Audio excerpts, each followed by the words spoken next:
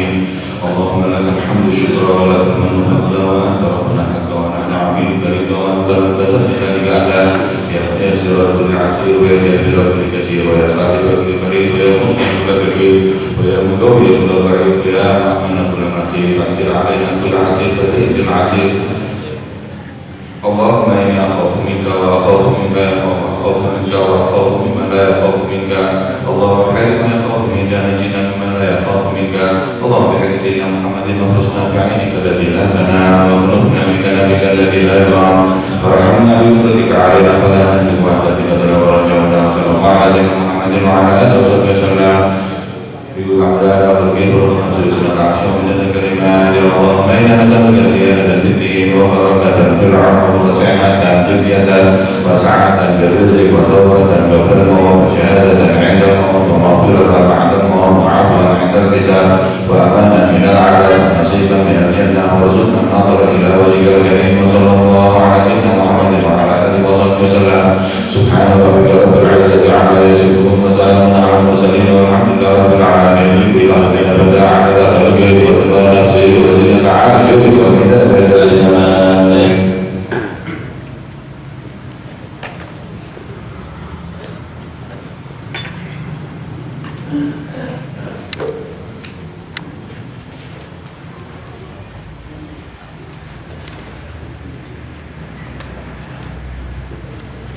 Bismillahirrahmanirrahim.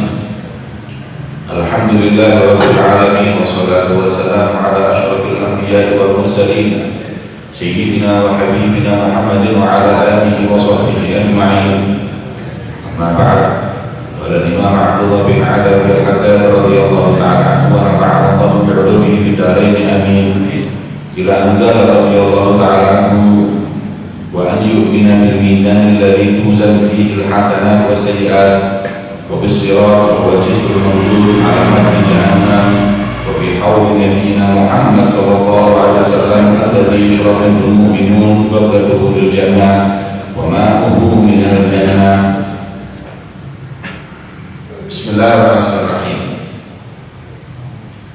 Dan daripada kesempurnaan dan daripada syarat keimanan kita kepada Allah adalah keimanan kita dengan mizan, yaitu timbangan amal yang di situ akan ditimbang amal kebaikan dan amal keburukan kita. Tidaklah seseorang yang berbuat kebaikan kecuali akan menerima akibatnya, dan tidak pula seseorang akan berbuat kebaikan atau keburukan juga pasti akan menuai akibatnya. Sekecil apapun perbuatan kita di dunia ini akan ditimbang oleh Allah Subhanahu wa ta'ala. Maka kita wajib mengimani adanya mizan, yaitu timbangan bagi orang-orang yang memang harus dihisab, ditimbang. Dan memang ada seperti 70.000 golongan, di mana mereka 70.000 orang, yang mana mereka adalah orang-orang khusus yang masuk surga tanpa hisab. Dari itu kita berharap dan berdoa semoga kita termasuk golongan tersebut. Amin ya rabbal alamin. Wa bisyirat, kemudian tidaklah wa in minkum illa wariduha, tidak ada seorang yang kelak akan masuk surga kecuali harus melewati sirat. Sirat adalah artinya jembatan, jisrun mamdud, jembatan yang terbentang, ala adni jahannam, di perut neraka. Adabku minasyar, lebih tipis dari rambut, wa ahaddu minas sayf, dan lebih tajam dari pedang. Gak ada seorang pun di antara kita yang mau masuk surga kecuali harus melewati sirat tersebut, dan melewatinya tergantung dengan amal ibadah kita. Ada yang melewatinya kalbarqil khatif, seperti halilintar yang menyambar. Tiada lain orang-orang yang mempunyai amal ibadah yang mulia, hingga mereka melewati sirat tersebut hanya sekejap mata. Sebab kalau mereka nggak sekejap mata, yang ditakutkan itu api neraka padam dengan wujudnya. Sebagaimana dalam riwayat disebutkan, orang mukmin apabila melewati dalam sirat, neraka ini berkata, ya mukmin, juz ala sirat, mukmin, cepat nyeberang. Fa inna nurak, sesungguhnya cahayamu itu yudfi'u lahabi, memadamkan bara api neraka. Jadi makanya dalam qasidahnya Syekh Abu Bakar bin Salim, beliau mengatakan, walil jahimi ana mutfiha, dan api neraka jahanam aku akan memadamkannya. Oke, sebagian orang yang tak ngerti berkata, ini Syekh Abu Bakar bin Salim ngomongnya ngelantur. Mana ada yang namanya neraka jahanam mau dipadamkan? Ini berlebihan. Enggak. Bukankah Nabi telah mengatakan bahwa orang mukmin apabila nanti menyeberang di sirat, sirat itu berkata, ya mukmin juz ala sirat, ya mukmin cepat lewat, karena sesungguhnya cahayamu itu akan memadamkan apiku atau lahapnya apiku. Ada dua riwayat seperti itu. Kemudian mereka lah orang-orang yang diseberangkan dalam sirat itu seperti halilintar yang menyambar. Ada pula yang cahaya keimanannya agak redup, maka bisa mereka itu seperti lari, butuh waktu tapi yang nyampe.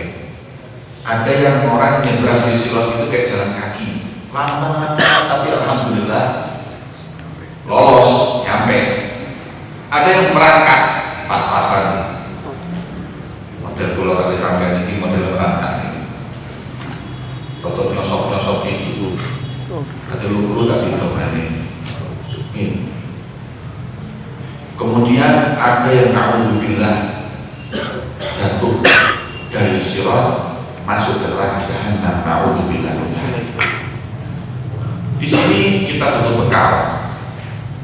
Hari yang menakutkan tersebut bukan kita pandai-pandainya untuk menyeberangi sirat dengan mempunyai keseimbangan badan yang bagus, kok belajar sirkus supaya kok sirat jadi gampang. Nggak perlu, sirkus nggak bisa ini. Uang lebih tipis daripada rambut dan lebih tajam dari pedang, sudah nggak mungkin ini. Ini bukan kepandaian tapi amal. Maka itu hari itu sangat menakutkan, satu persatu orang lewat. Ya, selamat, oh, alhamdulillah, selamat. Kalau jatuh dilihat oleh orang. Hari yang seperti itu ya Allah, wa in minkum illa wariduha, membuat para salaf kita menangis takut terjerumus dan jatuh di neraka jahanam. Akan tetapi ada seorang yang mempunyai amal mulia, bukan laki-laki lagi, perempuan, yang oleh Allah diperkenankan untuk lewat, dan bahkan semua orang yang hadir dalam penyeberangan tersebut disuruh menundukkan pandangan. Dikala putri Nabi Muhammad SAW, Sayyidatuna Fatimah akan menyeberanginya, Allah menyeru kepada semua orang yang ada di mahsyar, semua orang yang ada di mauqif, semua orang yang ketika itu mau menunggu gilirannya untuk menyeberang, dengan seruan, ya ahlan mauqif, wahai orang-orang yang mau menyeberang, tunggu dulu. Ghuddu absarakum, pejamkan mata kalian. Wa nakkisu ru'usakum, tundukkan kepala kalian. Fa inna Fatimah binti Muhammad satamurru ala sirat. Saatnya putri Nabi Muhammad akan melewati sirat tersebut. Fakhadtu absaruhu wa nakasuhu usahu. Maka semua ketika itu mengerjakan mata, merunduk karena Sayyidatuna Fatimah akan lewat. Ketika Rasul berkata seperti itu, maka sahabat bertanya, wa man ma'aha ya Rasulullah? Terus siapa di belakang Fatimah ya Rasulullah? Maka Rasul mengatakan, yang lewat Fatimah wa muhibbul Fatimah, wa muhibbul Fatimah, orang yang cinta kepada Sayyidatuna Fatimah. Siapa orang yang cinta dengan Sayyidatuna Fatimah? Kita yang cinta kepada Rasulullah, ataupun wanita kita yang mengidolakan Sayyidatuna Fatimah. Sayyidatuna Fatimah madhabnya adalah madhab yang dikatakan khairun nisa allati la tara rajul wa la yaraha rajul. Yang lewat di belakang Sayyidatuna Fatimah ketika itu adalah wanita yang tidak dilihat laki-laki dan tidak melihat laki-laki.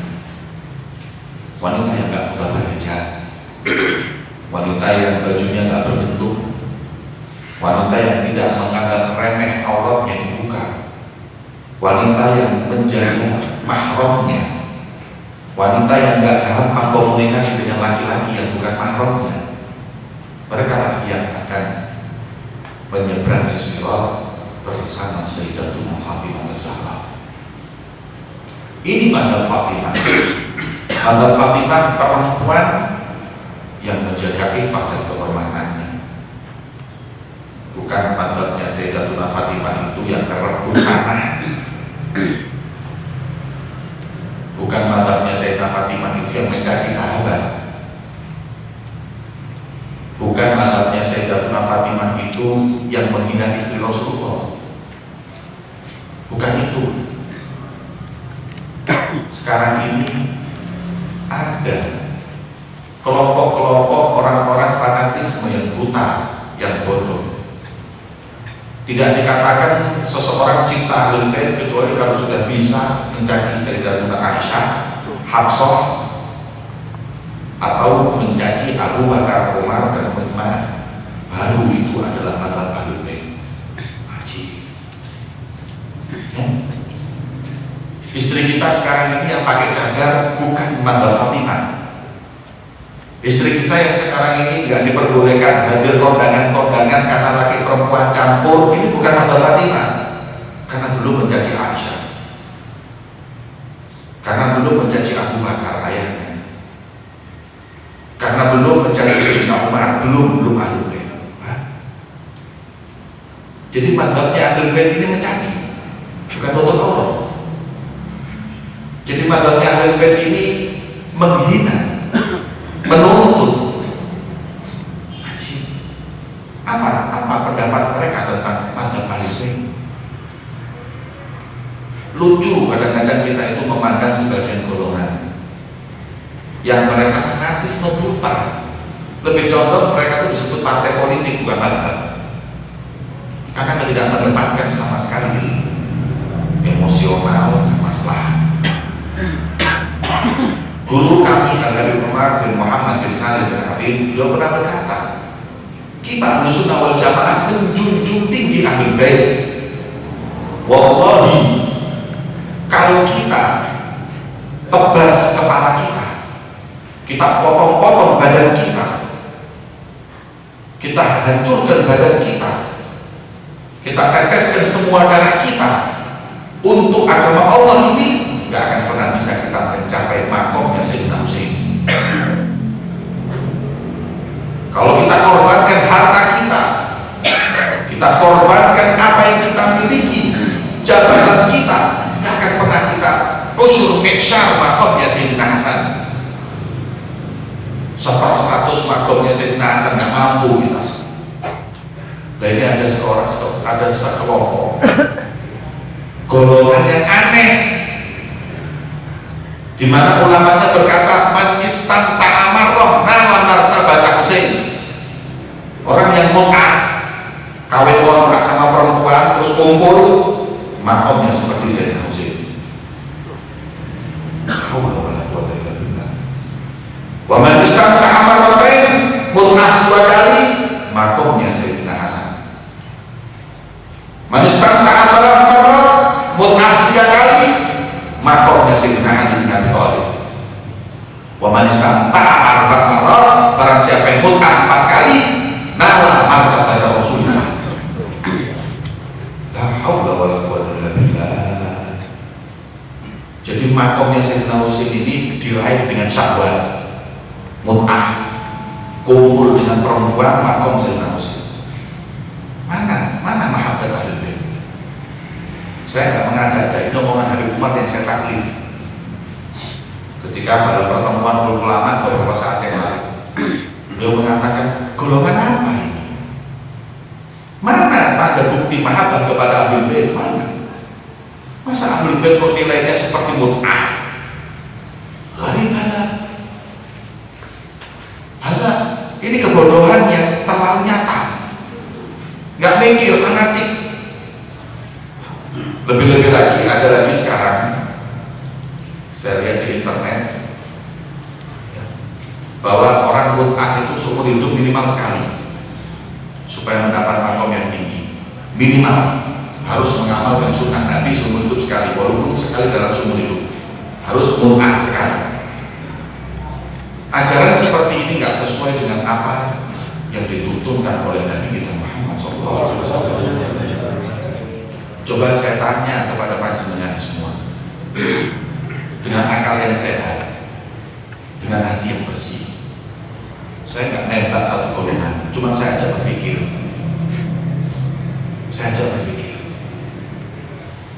Ada 2 orang kepretes. Sampai di sana, 2 orang ini sewa perempuan.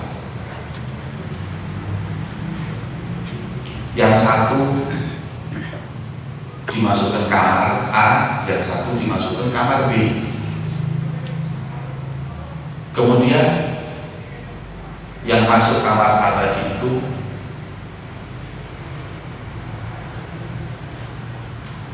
melaksanakan mut'ah. Perempuan tadi itu diakad secara mut'ah tanpa wali, tanpa saksi. Mut'ah. Yang satu lagi kadek mut'ahan, kadek akad-akadan, langsung sampai. Yes. Yang kamar B tadi ditanyai, kau ini apa? Aku zina. Kau zina itu apa? Lu gak dosa, nyontoh sopo kan iblis. Saya ikut setan sing ngajari zina. Tapi ya wis gak apa-apa wis. Wong luwe aja. Yang satu sama persis sama perempuan itu. Tidur ditanya kok dosa kok kok kata madhab Ahlul Bait. Ini madhabnya Sayyidatuna Fatimah. Ini madhabnya Sayyidina Ali bin Abi Thalib. Ini ajaran Rasulullah. Edanan di kamar Ahlul Bait. Jelas-jelas tidur ditanya, kau nyontoh sopo, nyontoh setan. Tepat kan zina. Yang satu nyontoh sopo, Sayyidina Ali bin Abi Thalib. Ini cinta bener. Gak paham saya. Gak ngerti kok ngono jare wong kok rasional sing rasional iki sapa? Masuk gak di akal kita ini? Fatwa keluar mengatakan bahwa mut'ah dengan racun gak haram, makruh. Gak bisa masuk akal. Lahum Ahlul Bait, mereka gak Ahlul Bait, wala pencinta Ahlul Bait, bal hum a'da'u Ahlul Bait. Mereka adalah musuhnya Ahlul Bait. Gak bisa diterima.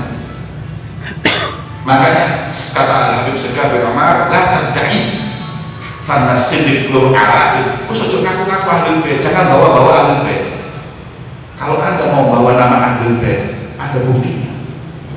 Sudahkah istrimu seperti Sayyidah Fatimah yang menutup aurat? Sudahkah kau seperti Sayyidina Ali yang mentalak dunia?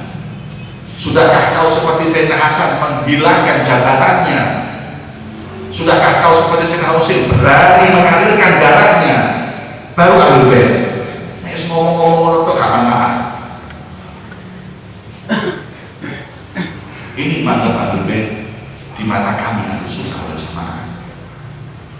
Maka daripada itu hati-hati. Hati-hati dengan sekarang kami Ahlul Bait, supaya kita ini ngikut. Sekarang inilah dagangan larang, dagangan laris adalah sudah menamakan Habib dan Ahlul Bait.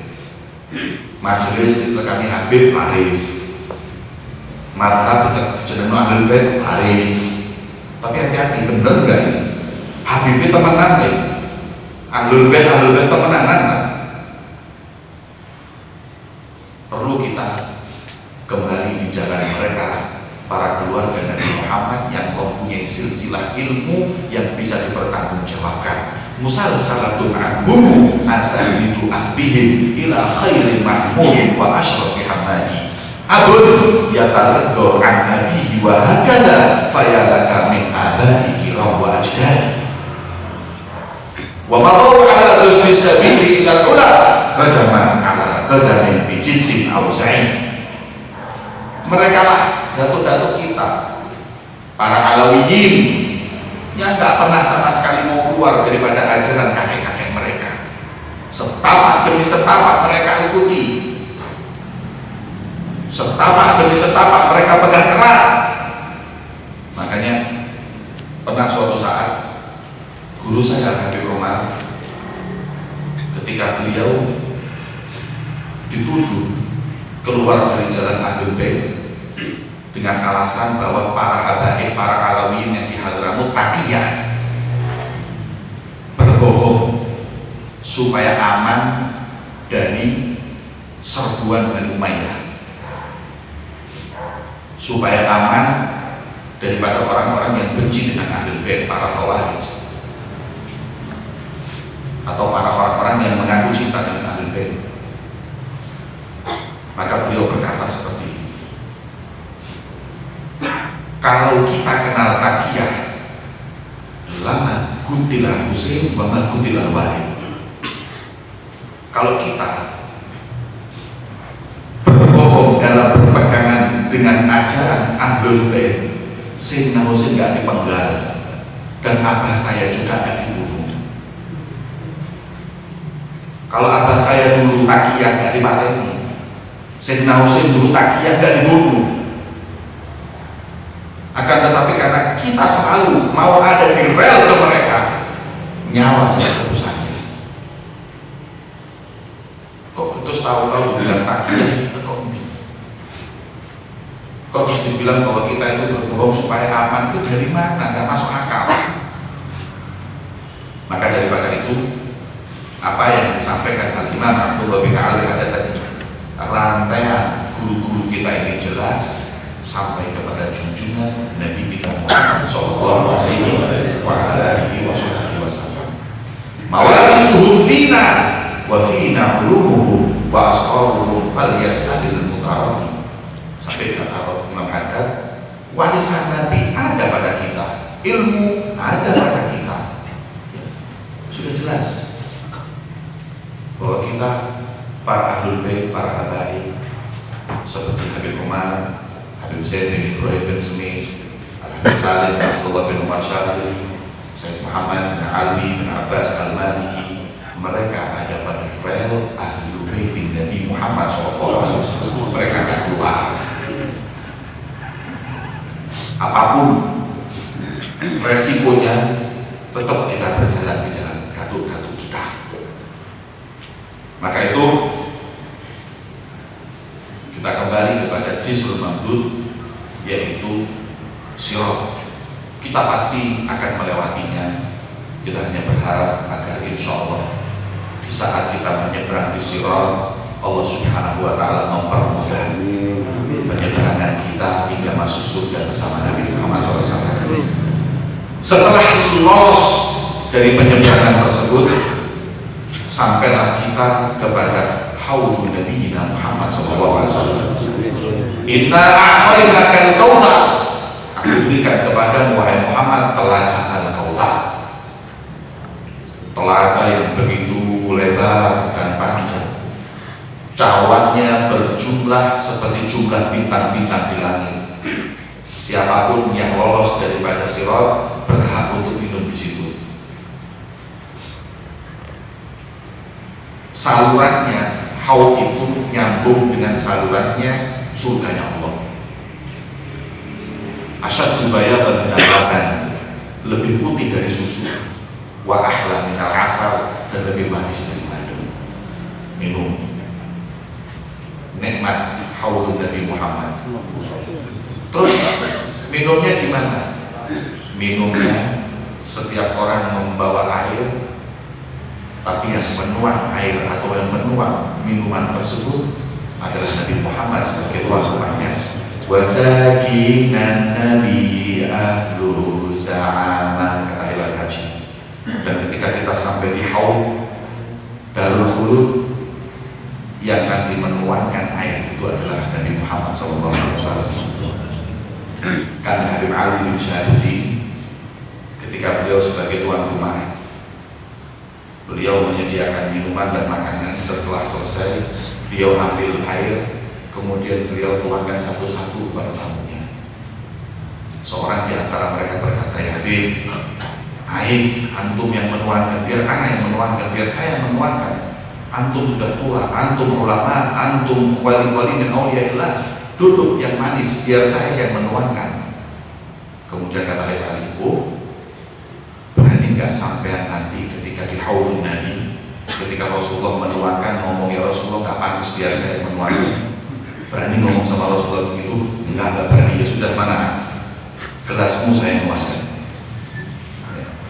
Sunnah ikram dhuyuf, ya, memuliakan tamu. Sampai seperti itu disebutkan dalam kitab bahwa sunnah pula Sahihul Bait itu bukan cuma menuangkan, buat talqin. Sunnah bahwa rotinya dulan, wonten tuan rumah semua juga mati. Hati tangan lainnya. Itu sunnah Nabi seperti itu. Baik, Masjid, apa? Salam alaikum. Nah, ini sih.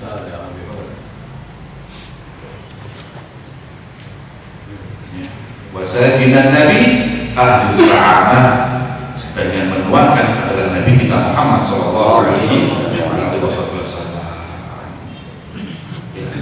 Wa'awidna wa baina wa bainuhu fi haud. Kata Rasulullah, nanti ketika kita kau dapatin aku nanti di mahsyar, kau akan dapatin aku di mizan. Kan ketemu di mizan, ketemu di sirat, gak ketemu di sirat, terakhir nanti ketemu di haud, di telaga Rasulullah SAW. Semoga kita semua termasuk golongan yang kemudian akan bertemu dengan Muhammad fi haudin Nabi. Amin ya rabbal. Wa ma'uhu minal jannah, dan telaga itu air dari surga. Masya Allah. Telaga air surga ini kalau sudah diminum sekali di dunia, nggak akan pernah kita rasakan yang namanya haus untuk selama-lamanya. Kan kata sahabat, ada yang hijrahnya telat, kemudian sampai di Sokro kehabisan air, di gurun Sahara kehabisan air nggak ada, mati kelaparan juga, mati kehausan, minta sama Allah, diturunkan oleh malaikat air dari surga Allah. Setelah diturunkan, air tersebut diminum, la yadma'u ba'dahu abada, tidak pernah merasakan haus sampai mati. Nggak minum sampai mati misalnya, cuma dengan secawan air surga sekali aja diminum. Sampai berkata, ya Rasulullah, aku ini nggak pernah merasakan haus. Gimana mau merasakan haus? Sedangkan yang kau minum adalah air dari surganya Allah Subhanahu wa Ta'ala. Memang ada seperti itu. Berkaitan dengan hal ini, ada satu riwayat yang disebutkan dalam kitab Al-Ghurrar bahwa Nabi Muhammad ketika awal pernikahan, ya, ketika Rasulullah itu belum hijrah, Rasulullah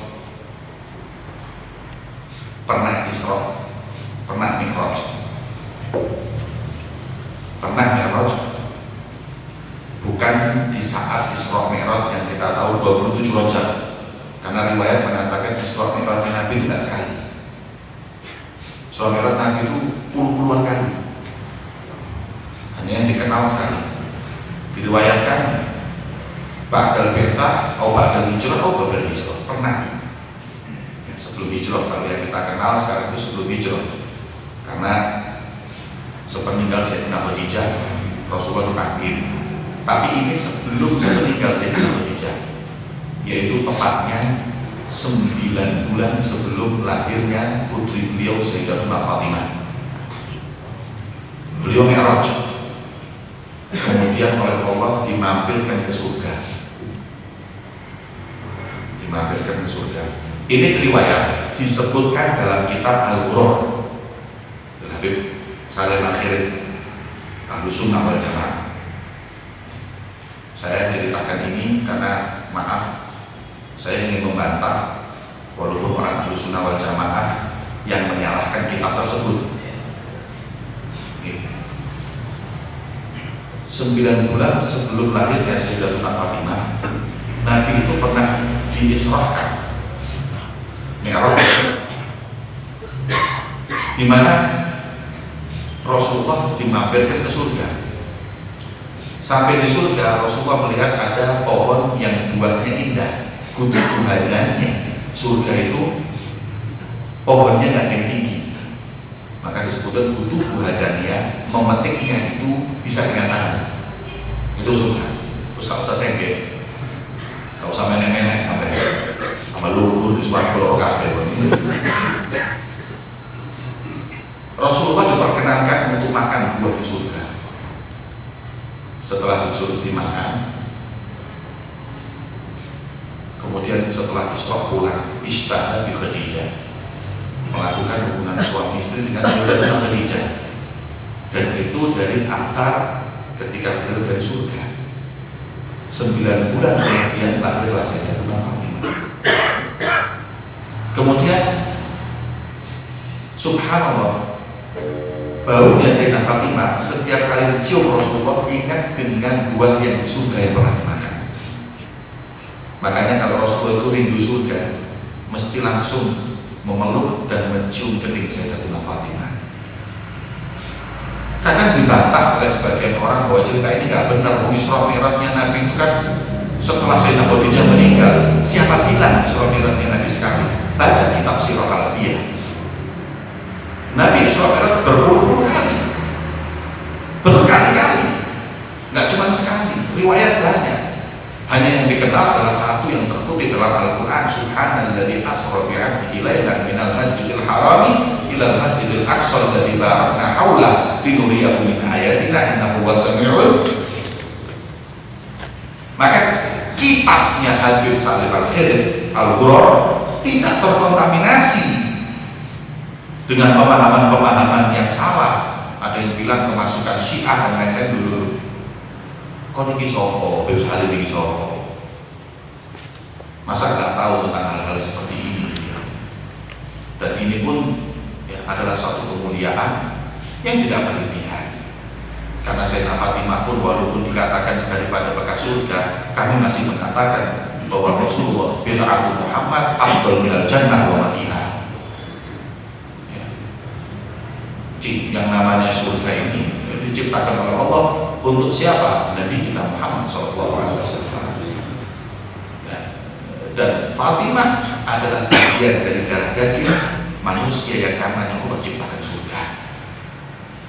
Maka daripada itu ya, yang disampaikan tadi, riwayat ini benar, riwayat ini tak salah tentang kemuliaan Sayyidatuna Fatimah, tidak berlebihan untuk menjunjung putri tercinta beliau Sayyidatuna Fatimah. Semoga Allah Subhanahu wa taala memberikan kepada kita semua ilmu yang manfaat di dunia wa akhirah. Amin. Amin ya rabbal alamin. Wassallallahu ala sayyidina Muhammadin wa ala alihi wasallam. Alhamdulillahirabbil alamin.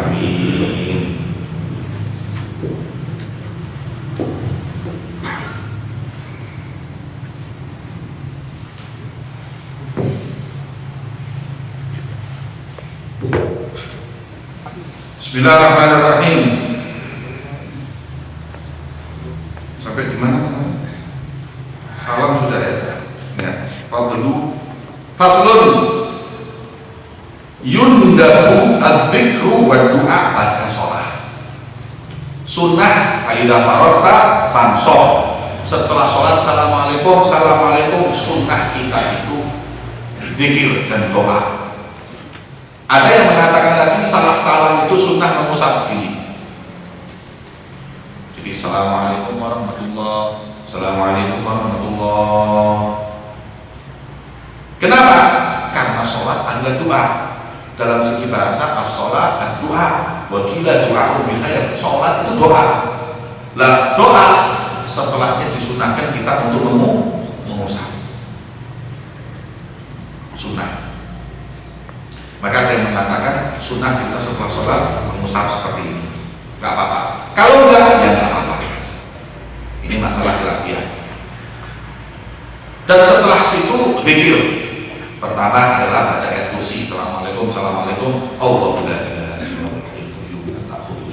Setelah itu selesai. Allahumma antas salam wa minkas salam wa ilaika ya'udus salam wa hayyina rabbana bisalam wa atina salam tabaraka rabbana wa ta'ala ya jalali.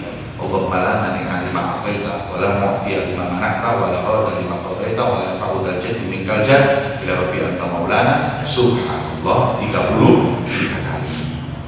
Alhamdulillah 33. Astagfirullah 33. Ya, 3 kali semua 33. Setelah itu istighfar.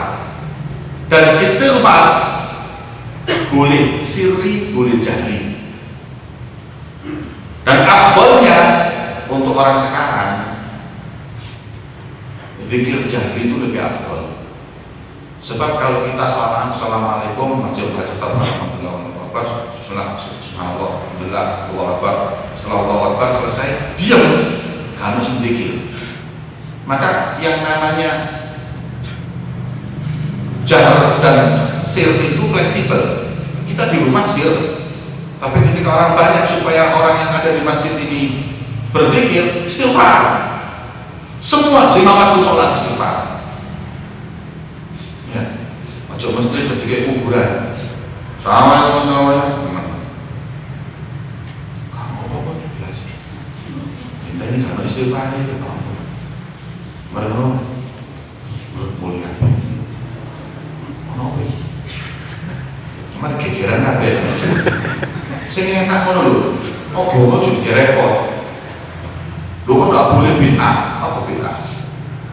Lah sampean enggak ngomong astagfirullah, terus kok boleh ngomong astagfirullah bareng-bareng apa? Mlebu neraka.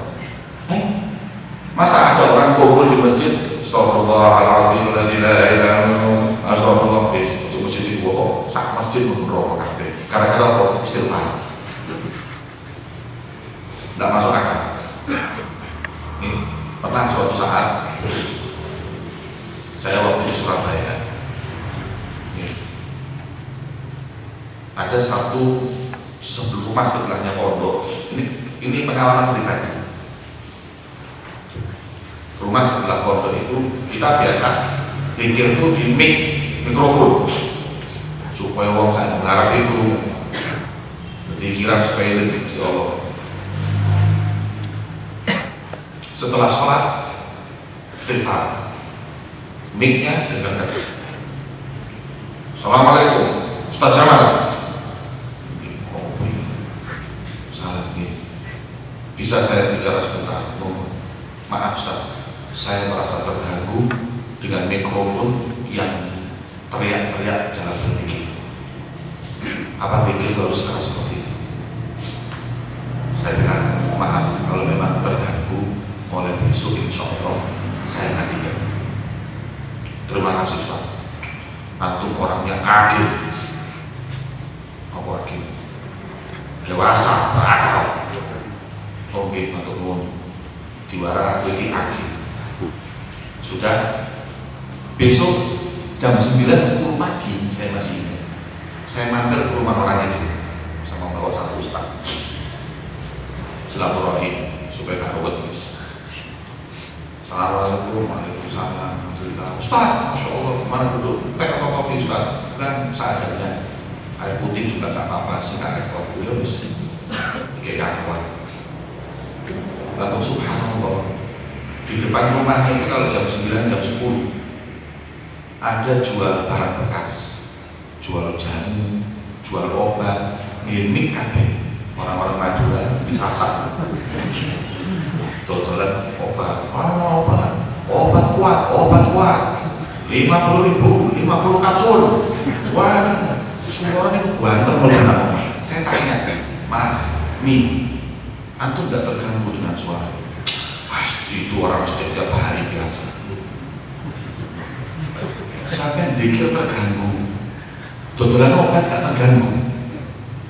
Lo ya lain Ustaz, lain apa? Zikir astaghfirullahaladzim alladzi la ilaha illallah sukar kupingmu. Obat kuat bukan sukar kupingmu. Saya aku bertakon, ada apa dengan zikir? Lu lain di sini, ini kan saya ngadepi orang awam. Saya nggak ngadepi orang awam, ya sudah dimaafkan. Tapi kalau antum kan bukan orang awam, aku anggapan wong awam, tapi jangan aku dikit.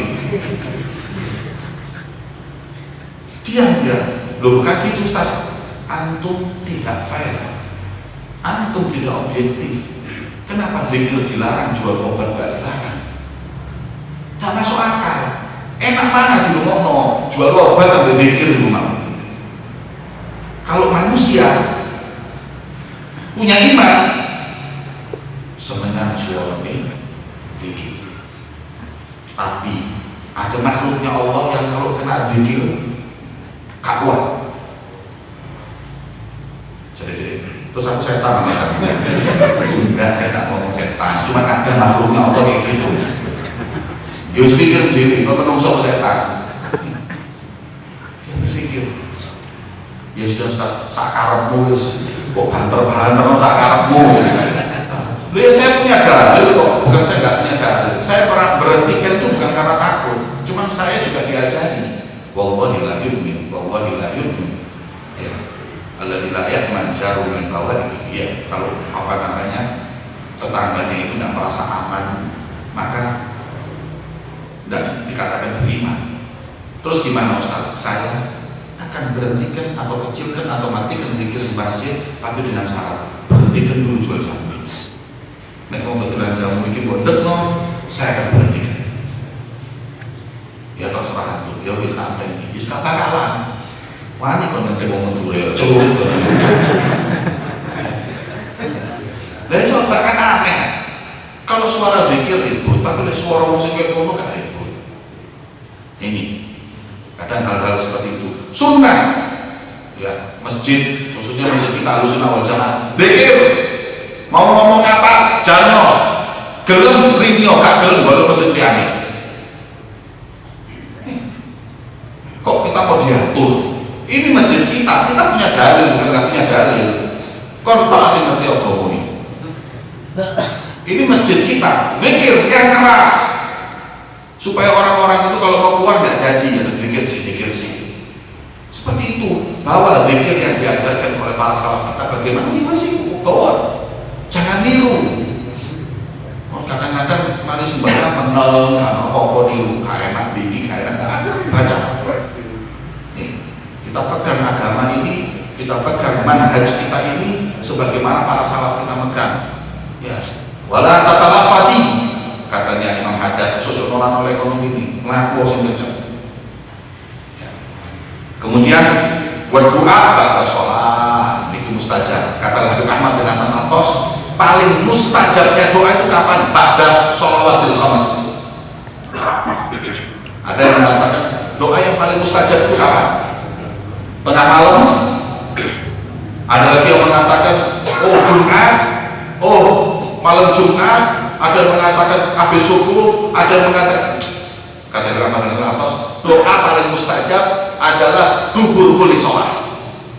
belakang setiap sholat. Loh kenapa? Sebab Allah tidak menentukan subuh di waktu itu, zuhur di waktu itu, asar di waktu itu, maghrib di waktu itu, isya di waktu itu, kecuali itu adalah waktu yang mustajab. Allah yang menentukan sholat jam saat ini, karena ini memang waktu mustajab. Lah sholat adalah doa. Kata Imam Al-Atas, paling mustajabnya doa pada sholat karena waktunya mustajab. Nah, dipikir-pikir masuk akal nih. Kalau memang jenazah ini masuk akal. Kalau memang yang namanya mustajab doa di waktu sekian, ya Allah akan melakukan, memerintahkan kita sholat di waktu itu, karena memang sholat adalah doa. Tapi adzan antara jam berapa waktu fadilah itu, adzan zuhur, adzan maghrib, adzan isya, itu waktu fadilah itu doa yang mustajab. Sholat langsung minta sama Allah Subhanahu wa Ta'ala. Minta sama Allah di waktu, dan tidak diperbolehkan kita melakukan tambahan dalam sholat yang tidak masyruh, yang sebagaimana kadang saya lihat ada orang yang habis salam, assalamualaikum, habis doa kemudian sujud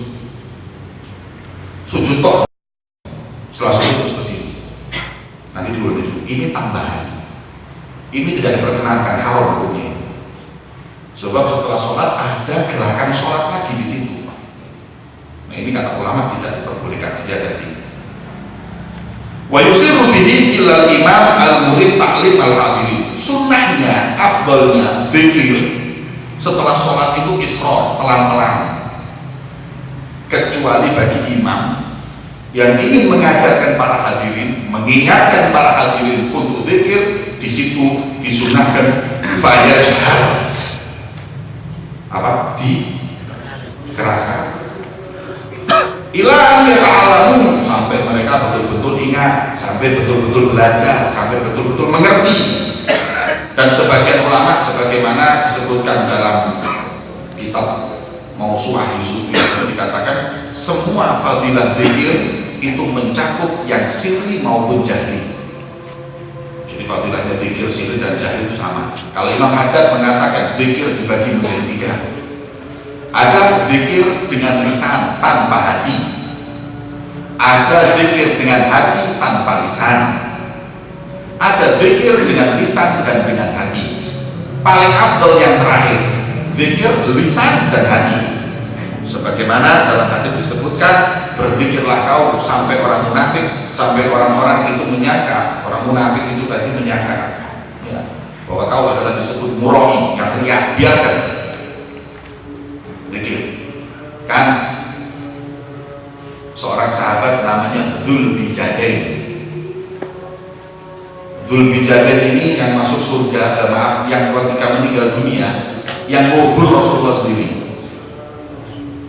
yang masuk ke liang lahat Rasulullah sendiri, bersentuhan akhir jasadnya dengan jasad Nabi Muhammad. Suatu saat Dzulbijadain itu zikir di masjid, zikir jahri. La ilaha illallah, la ilaha illallah, la ilaha. Rasulullah ketika lewat di masjid dengar suara zikir itu, sahabat berkata, ya Rasulullah, la'allahu murai. Ya Rasulullah, itu riak paling ya. Zikir kok dibantar-bantar no, zikir kok keras-keras. Masjid Al-Huda itu zikirnya kok bantar pada sembahyang. Apa kata Rasulullah? La fa innahu awwab. Dia bukan murai, dia orang yang mau kembali rujuk kepada Allah.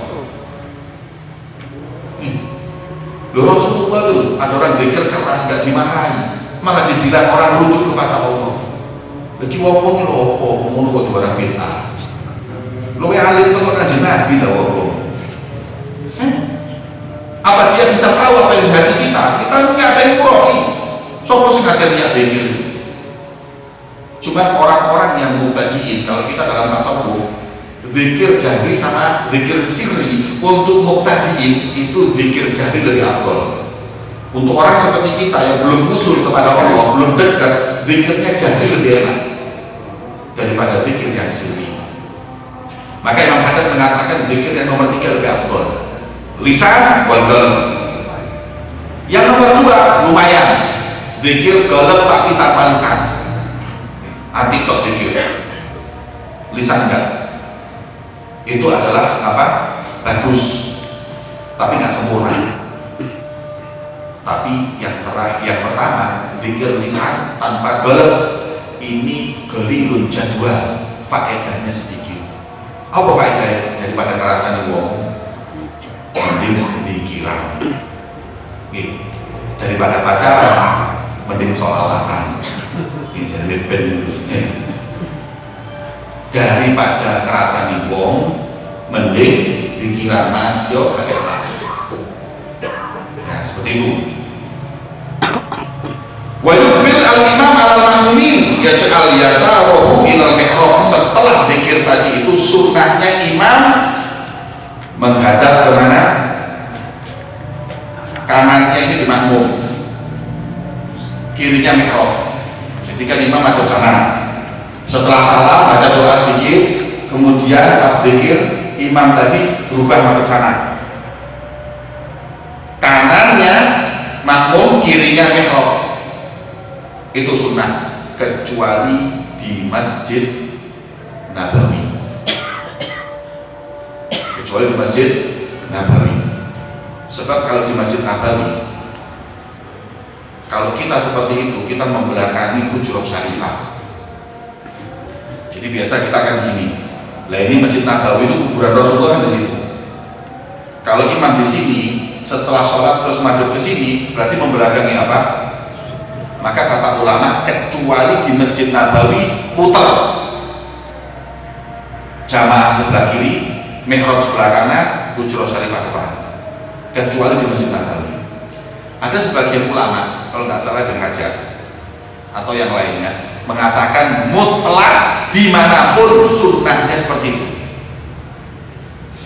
Ditentang oleh ulama, nggak mau. Mas, waktu tegas sih. Ya wis. Subhanallah, ketika ziarah Rasulullah, ketika datang waktu sholat, oleh ulama sana dikedepankan menjadi imam. Monggo jadi imam.